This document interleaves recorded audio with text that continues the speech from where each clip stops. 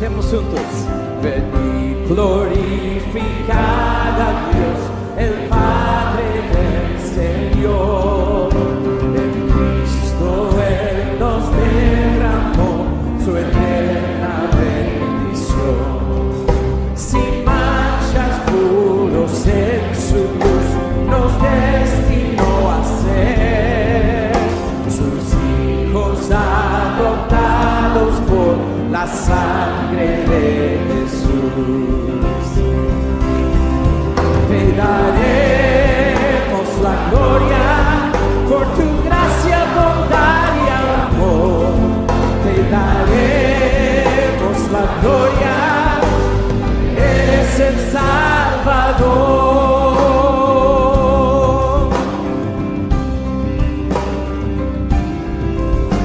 Venid, glorificad a Dios, que Cristo gracia da. Lavadas nuestras culpas son, tenemos redención. En Él Dios ya nos reveló su eterna voluntad, que sea Cristo el Señor, su plan se cumplirá. Te daremos la gloria por tu gracia, bondad y amor. Te daremos la gloria, eres el Salvador.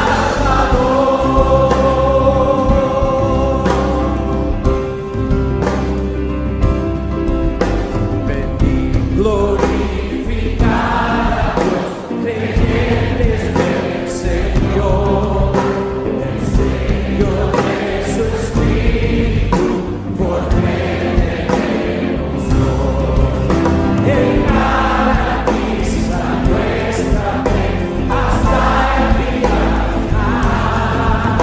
Nos uniremos a alabar a nuestro divino Dios. Te daremos la gloria por tu gracia, bondad y amor. Te daremos la gloria, eres el Salvador. Te daremos la gloria por tu gracia, bondad y amor. Te daremos la gloria, eres el Salvador.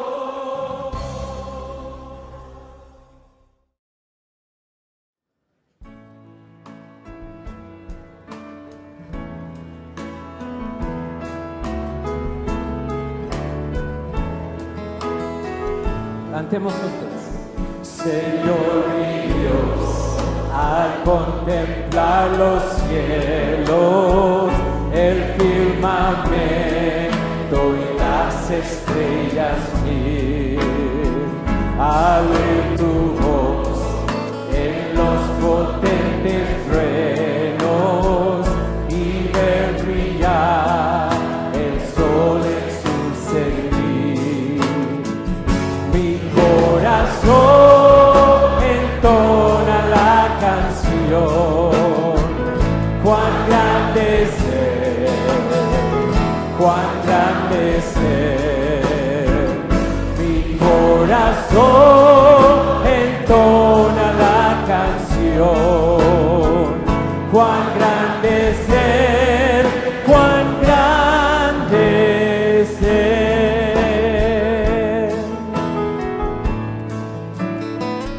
Al recorrer los montes y los valles y ver las bellas flores al pasar, al escuchar el canto de las aves y murmurar del claro manantial, mi corazón entona la canción. Cuán grande es Él, cuán grande es Él, mi corazón corazón entona la canción. Cuán grande es Él, cuán grande es Él.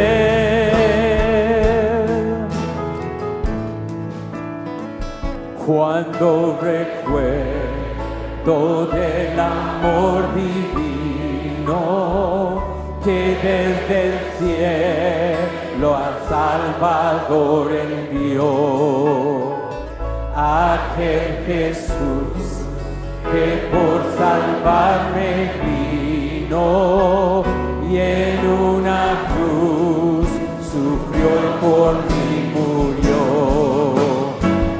Mi corazón entona la canción.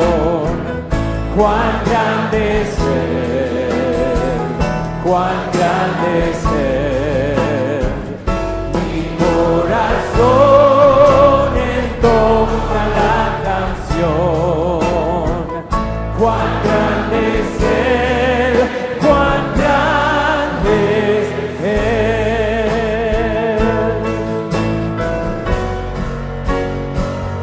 Cuando el Señor me llame a su presencia, al dulce hogar, al cielo de esplendor, le adoraré cantando la grandeza de su poder y su infinito amor. Ahora con fuerza, mi corazón entona la canción.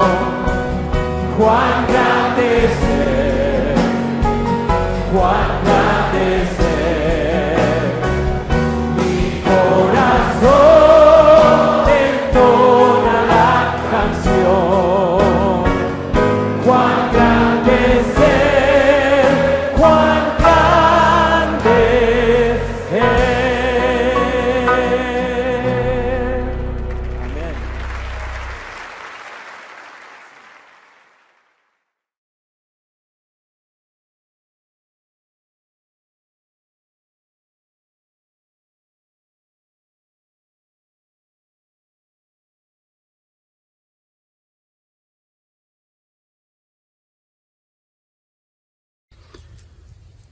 Hermanos, reciban un cordial saludo en el nombre del Señor Jesucristo. Una vez más aquí el Señor dándome la oportunidad de compartir su palabra. Y bueno, el día de hoy vamos a tocar el texto en 2 Corintios 7, capítulo 7, versículo 8 al 16. Estamos usando la nueva versión internacional. Entonces les voy a pedir por favor que escuchen atentamente la lectura de estos versículos. Dice así, versículo 8. Si bien los entristecí con mi carta, no me pesa. Es verdad que antes me pesó, porque me di cuenta de que por un tiempo mi carta los había entristecido. Sin embargo, ahora me alegro, no porque se hayan entristecido, sino porque su tristeza los llevó al arrepentimiento. Ustedes se entristecieron tal como Dios lo quiere. De modo que nosotros de ninguna manera los hemos perjudicado. La tristeza que proviene de Dios produce el arrepentimiento que lleva a la salvación, de la cual no hay que arrepentirse, mientras que la tristeza del mundo produce la muerte. Fíjense lo que ha producido en ustedes esta tristeza que proviene de Dios. Qué empeño, qué afán por disculparse, qué indignación, qué temor, qué anhelo, qué preocupación, qué disposición para ver que se haga justicia. En todo han demostrado su inocencia en este asunto. Así que a pesar de que les escribí, no fue por causa del ofensor ni del ofendido, sino más bien para que delante de Dios se dieran cuenta por ustedes mismos de cuánto interés tienen en nosotros. Todo esto nos reanima.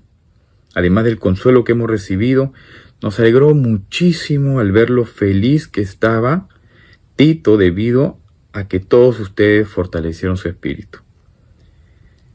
Ya le había dicho que me sentía orgulloso de ustedes y no me han hecho quedar mal. Al contrario, así como todo lo que le dijimos es verdad, también resultaron ciertos los elogios que hice de ustedes delante de Tito. Versículo 15. Y él les tiene aún más cariño al recordar que todos ustedes fueron obedientes y lo recibieron con temor y temblor. Me alegro de que puedo confiar plenamente en ustedes. Vamos a tomar un tiempo para acercarnos a Dios en oración, para que nos guíe en este tiempo. Padre nuestro que estás en los cielos, gracias Señor por esta oportunidad que me das, Señor, para compartir tu palabra. Que seas tú, Señor, el que hable a través de mí, Padre, para edificar a tu pueblo, Señor, que tu Espíritu Santo me llene, Señor, en este tiempo. Y te pido que me ayudes, Señor, en el nombre de tu Hijo Jesús.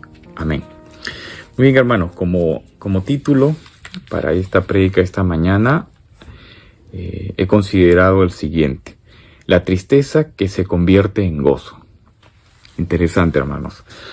Vamos a leer lo siguiente, ¿no? En este proceso, hermanos, de formar la imagen de Dios en cada creyente, en cada uno de nosotros, es inevitable en muchos casos ser entristecidos o afligidos. Por tanto, hacer esto no es agradable para el que exhorta y disciplina, así como para el que recibe la exhortación y la disciplina. Pero que si esta tristeza proviene de Dios, producirá en nosotros cambios en nuestra manera de vivir a través del arrepentimiento, haciéndonos alejar del pecado, llenándonos de consuelo y gozo a ambas partes, y haciéndonos creyentes confiables, dispuestos a seguir creciendo en la fe. Entonces, hermanos, esta porción de la palabra de Dios lo he dividido en dos partes. La primera es entristecidos según Dios, y la segunda es el arrepentimiento trae gozo y consolación. Entonces, hermanos, como primer subpunto, dice, es doloroso y toma tiempo. Vamos a leer el versículo 8, dice, si bien los entristecí con mi carta, no me pesa. Es verdad que antes me pesó, porque me di cuenta de que por un tiempo mi carta los había entristecido. Antes de meternos en este versículo, yo sé que muchos de ustedes tienen la versión Reina Valera. En la versión Reina Valera usan la palabra contristar, que significa entristecer o afligir a alguien. ¿Y qué es entristecer? Es causar pena o tristeza a alguien. ¿Y qué es la tristeza? Es un sentimiento de dolor anímico, producido por un suceso desfavorable, que suele manifestarse con un estado de ánimo pesimista, de insatisfacción y tendencia al llanto. Eso es lo que significa la tristeza. Entonces, esto es lo que le había producido esta carta que Pablo había mandado inicialmente a los corintios. Pero, hermanos, antes de continuar, quisiera que vayamos un momento a 2 Corintios, a capítulo 2, versículo 1 al 7, para ver algo muy importante que Pablo dice acá. Dice en el versículo, en 2 Corintios, capítulo 2, versículo 2, dice, en efecto, decidí no hacerles otra visita que les causara tristeza, porque si yo los entristezco, ¿quién me brindará alegría sino aquel a quien yo haya entristecido? Les escribí como lo hice, para que al llegar yo, los que debían alegrarme no me causaran tristeza. Estaba confiado de todos ustedes harían suya mi alegría. Y el versículo 4 es el importante que les quiero mostrar. Les escribí con gran tristeza y angustia de corazón, y con muchas lágrimas, no para entristecerlos, sino para darles a conocer la profundidad del amor que les tengo. Entonces, lo primero que debemos tomar en cuenta aquí, hermanos, es que Pablo había mostrado un amor sincero a los corintios, como dice, puesto que era su padre espiritual y se preocupaba de ellos, como sus hijos, viendo cómo estaban, si estaban bien o estaban mal. Y como su padre, no le produce placer entristecerlos. No es lo que él desea, pero era necesario. No era lo que él quiere mostrarles, como hemos leído en el versículo 4, es su amor profundo que tenían por ellos. Es como esta ilustración que les voy a dar. Cuando pensamos en un cirujano, la función del cirujano es extirpar algo que está peligrosamente afectando a nuestra salud. Puede ser la de un amigo, de un familiar. Entonces lo que hace el cirujano es cortar profundamente en la carne, y él no se regocija en cortar la carne de ya sea su familiar o su amigo. No se regocija en hacerlo, pero es necesario. ¿Para qué? Para que recobre su salud. Y sabe que es temporal, porque el resultado final será favorable. Como sabemos, la carta de Pablo fue muy severa. Y Pablo no cometió un error al enviarles esta carta. Su lamento viene de él. Es que es necesario entristecer a otros. Porque eso es lo que la obra de Dios demanda. Todos aquellos que estamos llevando a cabo la obra de Dios, es inevitable entristecer a las personas. Entonces el primer efecto de esta carta fue producirles tristezas, pero no por mucho tiempo. Entonces, como hemos dicho, es doloroso, toma tiempo, pero al final los resultados son gozo. Como punto B podemos decir, no nos perjudicará y producirá arrepentimiento. No nos perjudicará. ¿Y qué más hará? Y producirá arrepentimiento. Entonces, leyendo el versículo 9 dice, sin embargo, ahora me alegro, no porque hayan sido entristecidos, sino porque su tristeza lo llevó al arrepentimiento. Ustedes se entristecieron tal como Dios lo quiere. De modo que nosotros de ninguna manera los hemos perjudicado. Pablo, como dice el texto, no está gozoso de haberlos entristecido, sino porque este pesar temporal los llevó al arrepentimiento, y eso produjo un gran gozo en él. Tomó un tiempo. Sí, tomó un tiempo, pero no toda la vida. ¿Qué pasó? Los llevó a ver a los corintios, a través del ministerio de Pablo, cómo eran las cosas. No solo cambió de propósito, ¿no? No, ahora ya voy a hacer esto. No, sino que incluyó un cambio en el corazón, que llevó a los corintios a apartarse del pecado con dolor y odio hacia este pecado. Y este pesar es el que agrada a Dios, que es según su voluntad, debido a que su dolor y su arrepentimiento fueron genuinos según Dios. No sufrieron malos efectos permanentes por la reprensión que les había sido administrada. O sea, no los perjudicó, no los lastimó. Si bien los entristeció, pero al final, ¿qué fue el producto? Gozo. Entonces no hubo resentimiento. No hubo un perjuicio para ellos. No hubo lastimados.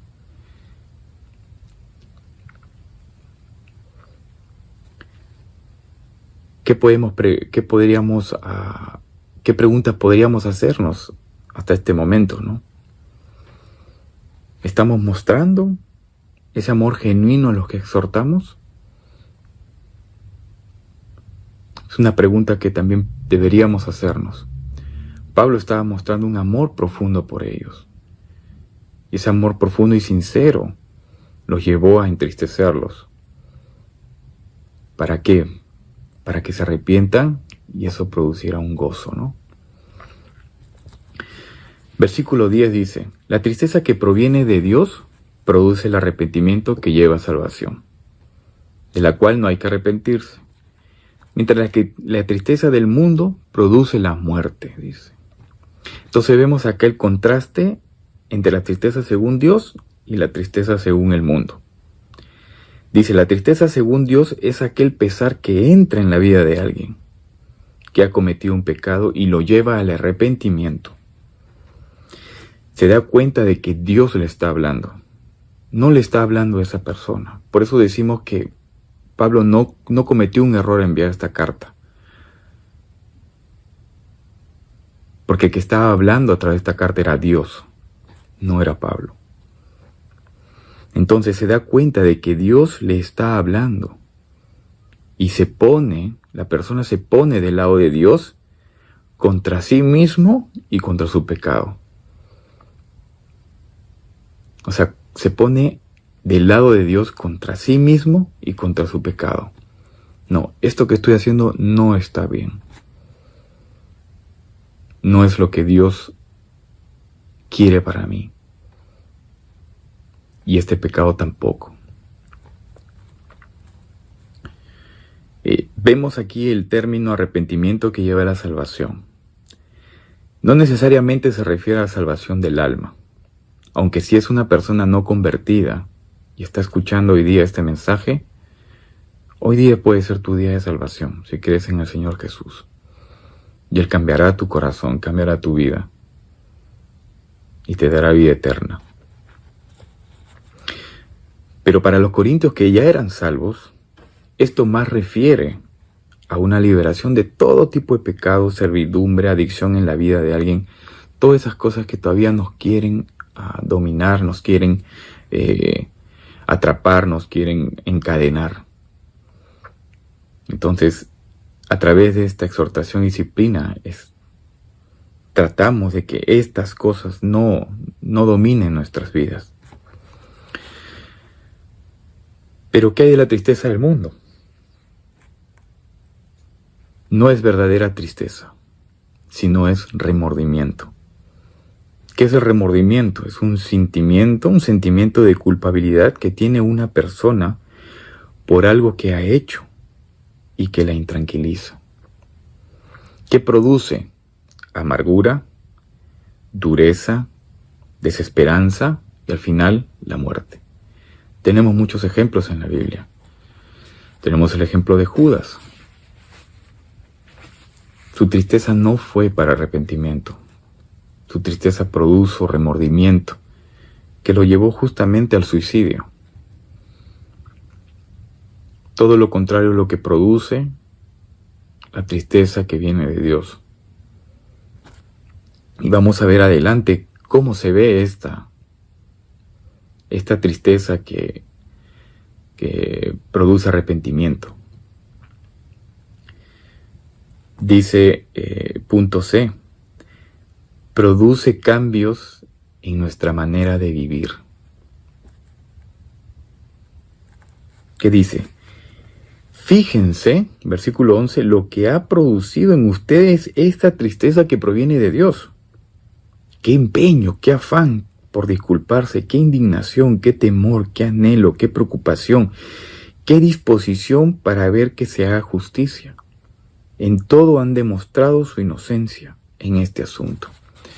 Recordemos, hermanos, que el problema que había en Corintio era la aparición de estos superapóstoles que hemos estado viendo, personas que estaban preocupadas más en sí mismos y en sus necesidades y en sus propósitos, que no les importa la iglesia y los hermanos.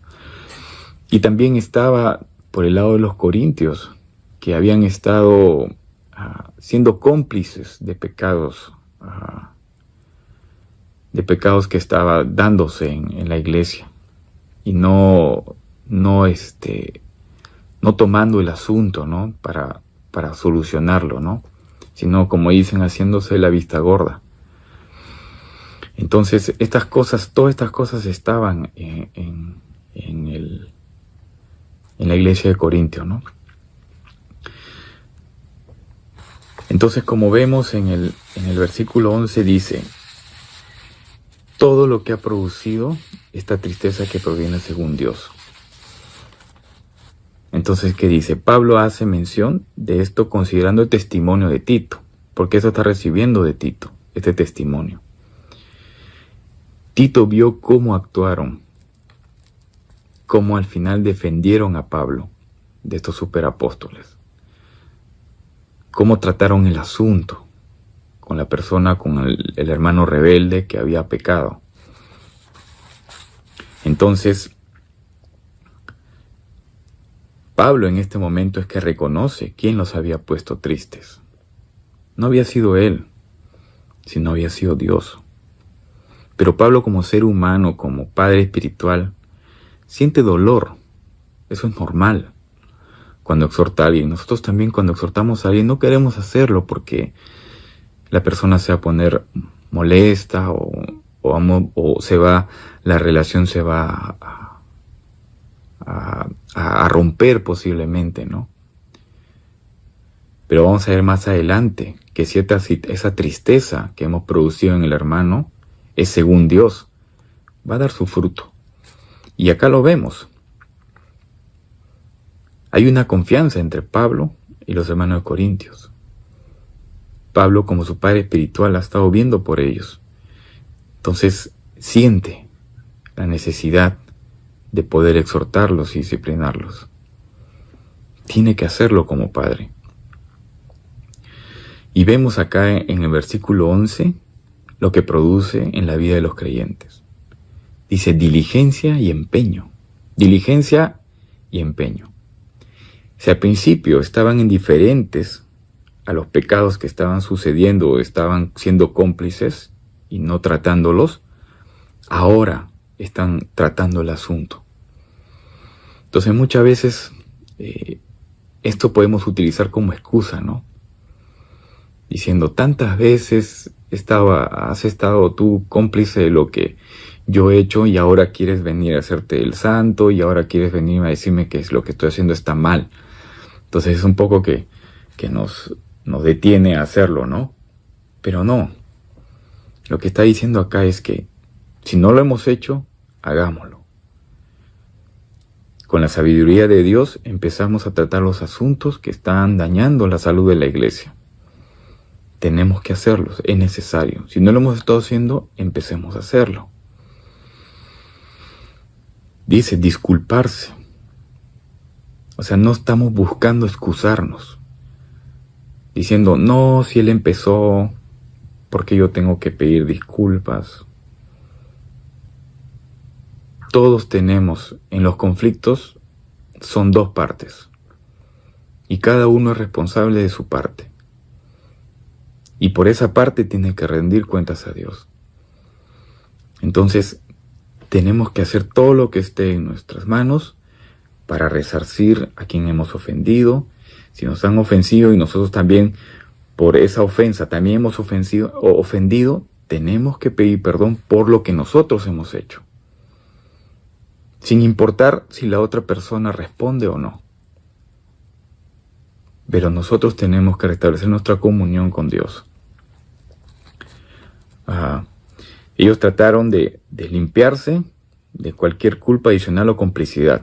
Entonces, si fueron cómplices al inicio, ahora no quieren saber nada. No quieren tener nada de complicidad en eso. Indignación, ¿no? Un cambio de actitud contra la persona que había cometido el pecado, ¿no? O sea, si antes no se indignaban, ahora sí. Entonces, eso también debe ser para cada uno de nosotros. Tenemos que hacernos un autoanálisis, un autoexamen. Y ver las cosas que estamos haciendo mal. E indignarnos por eso también. No simplemente ver a la otra persona, también uno mismo tiene que mirarse a sí mismo, ¿no? Temor, ¿no? Actuaron con reverencia. Porque lo que estaba trayendo Tito era palabra de Dios, era mandamiento de Dios. Entonces, si bien estaba viniendo Tito en nombre de Pablo, al fin y al cabo estaban recibiendo a un enviado de Dios. Ardiente afecto, dice, preocupación, lo dice en la versión internacional, ¿no? O sea, se despertó un anhelo, un deseo de ser visitados por Pablo. O sea, imagínate, al principio no querían no querían admitirlos, no querían aceptarlos, pero ahora quieren que vengan, ¿no? Entonces es así, ¿no? La persona que exhorta a alguien, al principio hay rechazo, pero después vas a querer que esa persona venga a tu casa a seguir enseñándote, a seguir fortaleciéndote. Ya no vas a estar como mirando el celular y diciendo, otra vez el hermano, y le cuelgas, ¿no? O no recibiéndolo cuando viene a la casa, o haciéndote que no estás, ¿no? Entonces, muchas de esas cosas podemos hacer, ¿no? Entonces ahora vamos a querer, después de este proceso de exhortación y disciplina, que hemos sido entristecidos y que ahora gozamos por el arrepentimiento, entonces vamos a, con más ganas, a desear que vengan otra vez para seguir enseñándonos. Qué celo por la gloria de Dios. Eso también es muy importante, hermanos. Muy importante. No solamente es disciplinar a la persona o exhortarla, sino buscar su restauración, su propia purificación. En otras palabras, se estaban poniendo del lado de Pablo. ¡Qué vindicación! Tomaron acciones correctivas sobre el culpable en la asamblea. Entonces, tenemos que tener en cuenta aquí algo. Y debemos entender que los corintios eran culpables. Eran culpables. Pero tomaron todas las medidas para actuar como debieron hacerlo desde el principio. O sea, no debemos quedarnos en el que nos digan, o sea, desde el principio no lo has hecho y ahora quieres hacerlo, ¿no? Entonces eso muchas veces nos detiene. Pero no, lo que está diciendo acá es, si al principio no lo hicimos, hagámoslo ahora. Tomemos las medidas ahora y resolvámoslo. Con todo el amor que el Señor nos ha dado, con gracia, buscando la restauración del que ha cometido el pecado. Dice, versículo 12 dice, y esto nos hace leales con la verdad, ¿no? Ese es, en diferentes versiones usan diferentes términos, ¿no? Pero buscan a que se pongan de parte de Pablo, ¿no? Es lo que busca Pablo, ¿no? ¿Por qué? Porque Pablo representa la verdad. Él es un apóstol de Jesucristo. Entonces, dice, así que a pesar de que les escribí, no fue por causa del ofensor ni del ofendido, sino más bien para que delante de Dios se dieran cuenta por ustedes mismos de cuánto interés tienen en nosotros. O sea, los superapóstoles habían quitado, desviado la mirada de los corintios a lo que Pablo representaba. Pero Pablo les está devolviendo la mirada hacia ellos, ¿no? Nosotros estamos trayendo la verdad de Dios. Ustedes tienen interés en nosotros, no en ellos. Tienen que darse cuenta. Ustedes tienen que ser leales a nosotros, porque nosotros representamos la verdad de Dios. Es lo que le dice Pablo, ¿no? Estos superapóstoles los habían confundido, y Pablo quiere mostrarle a ellos que si piensan en ellos y se preocupan por ellos, porque saben que son fruto de su trabajo, Dios usó a Pablo para que esta iglesia sea levantada. Y quieren que se dé cuenta los corintios. Por eso hace toda una descripción de su ministerio, cómo ha imitado a Cristo en todo tiempo, no mirando por sus propios intereses. Entonces todo eso quiere que vean, ¿no? Que analicen. Y entrando al segundo punto, dice, el arrepentimiento trae gozo y consolación. En la primera parte hemos visto la tristeza, ¿no? Producida por la exhortación o la disciplina. Entonces, ¿qué dice como punto A? Dice, el recibimiento de Tito produjo gran gozo. Dice, todo esto nos reanima. Además del consuelo que hemos recibido, Mira, nos alegró muchísimo al ver lo feliz que estaba Tito debido a que todos ustedes fortalecieron su espíritu. En otras palabras, la carta que había enviado Pablo surtió efecto y Pablo es consolado por esto. Y además de esto, el entusiasmo de Tito al hablar de ellos tenía gozo y su espíritu estaba tranquilo. Entonces, hermanos, recibir una noticia así, de un hermano que ha estado en pecado, que ha estado desviado, y que regrese, se arrepienta, hermano, eso trae gozo. Al principio es duro, pero después trae gozo. Como punto B dice, seguridad en la verdad que mora en el creyente. Versículo 14 dice, yo le había dicho que me sentía orgulloso de ustedes y no me han hecho quedar mal. Al contrario, así como todo lo que les dijimos es verdad, también resultaron ciertos los elogios que hice de ustedes delante de Tito. Entonces, imaginemos aquí a Pablo hablándole a Tito de la iglesia de Corintio, de los hermanos, hablándoles bien. Esto, los hermanos, su amor, esto, la entrega y todo, ¿no? Hablándole a Tito, ¿no? Entonces, Tito todo eso lo corroboró cuando él fue a Corinto. Cómo lo recibieron, cómo mostraron ese gozo, de recibir a Tito, ¿no? El punto C, con obediencia, como muestra de cariño y respeto. Obediencia, hermanos. Eso es lo que recibió Tito cuando llegó. Vino con instrucciones de Pablo, que eran mandamientos de Dios, y ellos lo obedecieron. Con cariño y respeto. Versículo 15. Y él les tiene aún más cariño al recordar que todos ustedes fueron obedientes y lo recibieron con temor y temblor. Tal vez Tito esperaba lo peor, ¿no? Como siempre los hemos escuchado en el Antiguo Testamento, los profetas que Dios mandaba o eran asesinados, perseguidos, ¿no? Entonces tal vez aquí Tito estaba esperando pues una pelea o algo, una tensión o estrés, qué sé yo. Pero cuando llegó, le dieron la bienvenida. Pero lo mejor de todo, hermanos, es que obedecieron a todas sus instrucciones.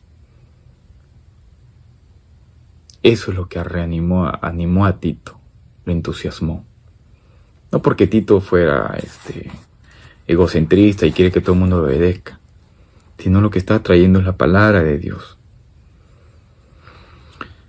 Y eso es como líderes también, y nosotros mismos deseamos que los hermanos obedezcan la palabra de Dios.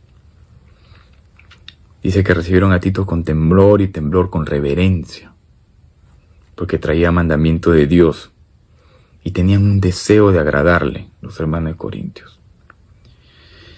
Y como parte final, punto D dice, confiabilidad del creyente. Interesante, hermano, vamos a ver de qué trata esto. Me alegro de que puedo confiar plenamente en ustedes. Pablo tiene confianza de hablar con ellos todo tipo de temas, porque es su padre.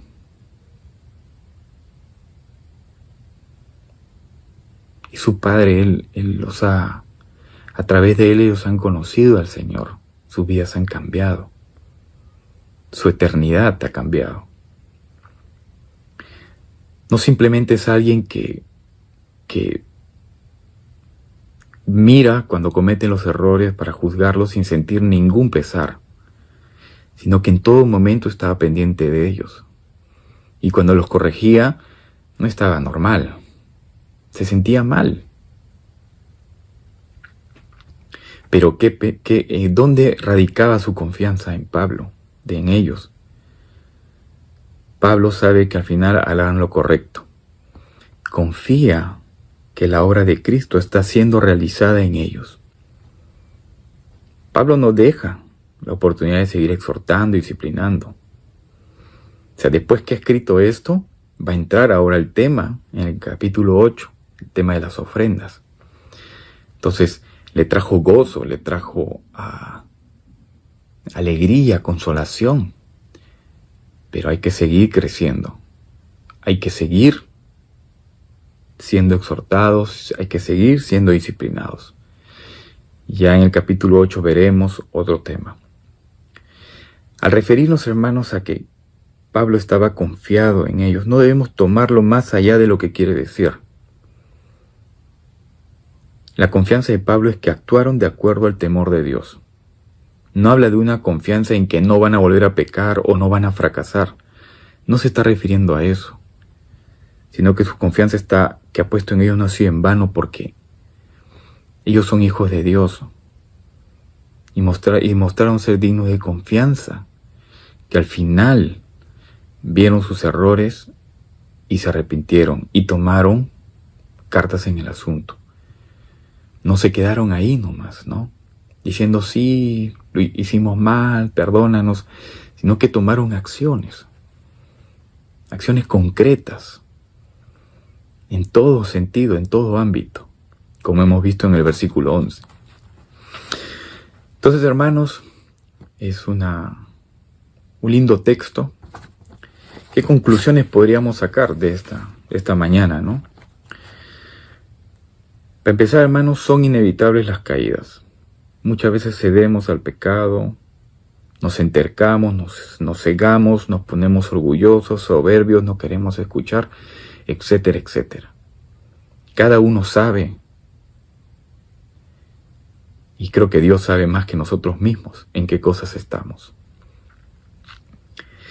Pero el Señor en su gracia ha puesto a hombres y mujeres a nuestro alrededor para ayudarnos a través de la exhortación y la disciplina al ser levantados y encaminados.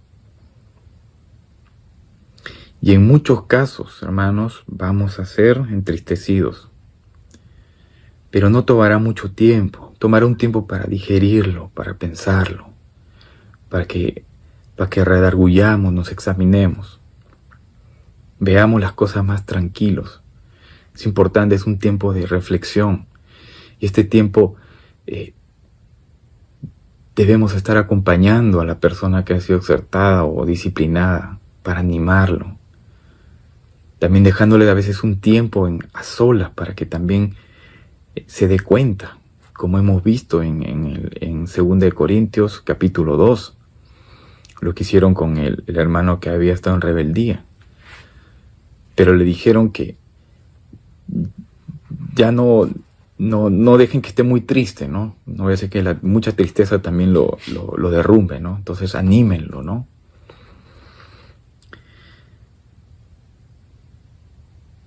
Pero que si esta tristeza, hermanos, proviene de Dios, habrá arrepentimiento genuino, un cambio en nuestros corazones. Habrá acción. Y esta tristeza, hermanos, que nos produzca ser entristecidos por una exhortación, una disciplina, hermano, no nos va a lastimar, no nos va a perjudicar. A veces le tenemos temor a eso, a la vergüenza, a la humillación, pero no te va a perjudicar, sino va a ser un testimonio vivo de cómo Dios está trabajando en la vida de cada creyente. En otras palabras, es como decir, no te va a matar, ¿no? Sino te va a doler, pero el final va a ser ¿qué? Gozo. Gozo para ambas partes, tanto para el que ha exhortado a ver que te has arrepentido, que estás otra vez en los caminos del Señor, y gozo para uno mismo de que ha vencido, ¿no? ¿En qué radica que Pablo pueda confiar en los creyentes y que los haga más confiables? Porque tenemos el Espíritu Santo, hermano, morando en nuestras vidas y obrando para llevarnos siempre a la verdad. El verdadero creyente siempre va a arrepentirse. Va a tomar tiempo, pero va a arrepentirse. Entonces, hermanos, esta mañana he querido compartir esto con ustedes. Si tú que estás ahí no conoces a Cristo todavía, te invitamos a que creas en Él. Te arrepientas de tus pecados y tomes acciones, ¿no? Concretas. Si ya eres un cristiano y estás apartado o estás en pecado, arrepiéntete, hermano. Hoy es el día de salvación. Hoy día el no creyente puede cambiar su condición de muerto a vivo en Cristo Jesús. Y al creyente hoy día puede ser liberado de esas ataduras que te tienen encadenado. Entonces, hermanos, confiemos en el Señor y que el Señor los bendiga.